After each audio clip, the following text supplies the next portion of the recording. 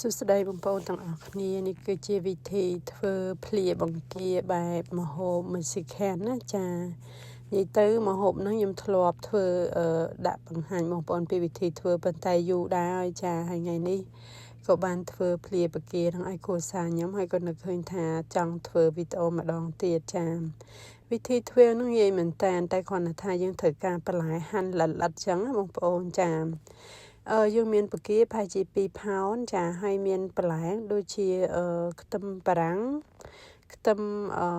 ម្ទេសចាម្ទេសខ្ទឹមបារាំងម្ទេសហើយនឹងទឹកក្រូចឆ្មាមានតសក់មានប៉េងប៉ោះចឹងណាបងប្អូនចាយើងត្រូវហាន់ល្អិតៗដូចគ្នាចាហើយបន្ទាប់មកយើងទី1ដែលយើងត្រូវធ្វើហ្នឹងគឺយើងដាក់បង្គាចាចូលចានដែកមួយមកបង្គាហ្នឹងយើងហាន់ល្អិតណាចាតបមកយើងដាក់ជាមួយខ្ទឹមបារាំងម្ទេសហើយនឹងទឹកក្រូចឆ្មាចាយើងដាក់ចូលគ្នាមកហើយយើងច្បល់ចូលគ្នាហើយយើងសកត់វាទុកម្ដុំចាហើយដាក់តែអំបិលទេគ្រឿងគេបងប្អូនចាហើយយើងបង្អាប់នឹងប្រហែលជា15នាទីទៅ20នាទីទៅដើម្បីឲ្យសាច់បង្គានឹងឆ្អិនណាចាបន្ទាប់មកយើងភ្លក់អីមកល្មមទៅណាចាបន្ទាប់មកបានយើងដាក់ប៉េងប៉ោះដែលហាន់ហើយនឹងតសក់ចំពោះប៉េងប៉ោះហើយនឹងតសក់គឺយើងហាន់យើងអត់យកគ្រាប់វាយើងហាន់យកតែសាច់វាទេចាហាន់ល្អិតៗហ្នឹងចាហើយបន្ទាប់មកយើងដាក់ផ្លែប័រចាម្ហូបមួយមុខហ្នឹងខ្វះអត់បានហ្នឹងគឺផ្លែប័របងប្អូនគឺត្រូវការខ្លាំងដើម្បីឲ្យរសជាតិហ្នឹងកាន់តែឆ្ងាញ់ចាហើយនិយាយទៅរសជាតិផ្អែមហើយនឹងល្មួតចេញពីផ្លែប័រនិយាយទៅមុខម្ហូបហ្នឹងគឺឆ្ងាញ់ណាត្រូវការផ្លែប័រហ្នឹងបងប្អូនចាហើយបន្ទាប់មកយើងដាក់លាយចូលគ្នាចុងក្រោយមកចាហើយមួយទៀតនោះគឺជីវ៉ាន់ស៊ុយបងប្អូនចំពោះជីវ៉ាន់ស៊ុយដាក់ចុងក្រោយគេចា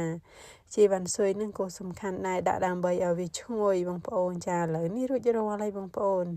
និយាយទៅម្ហូបមេស៊ីខានណាគេអត់ដាក់គ្រឿងញ៉ៃដូចម្ហូបយើងទេបងប្អូនចាភាគច្រើនគេដាក់តែអំបិលទេគេអត់ប្រើប៊ីចេងឬក៏ស្ករអីទេចាហើយមុខម្ហូបនឹងដែរឈ្មោះថា ceviche ចាម្ហូបនឹងនិយាយទៅពេញនិយមណាស់បើនៅក្នុងហាងវិញម្ហូបនឹងថ្លៃណាស់បងប្អូនអើយចា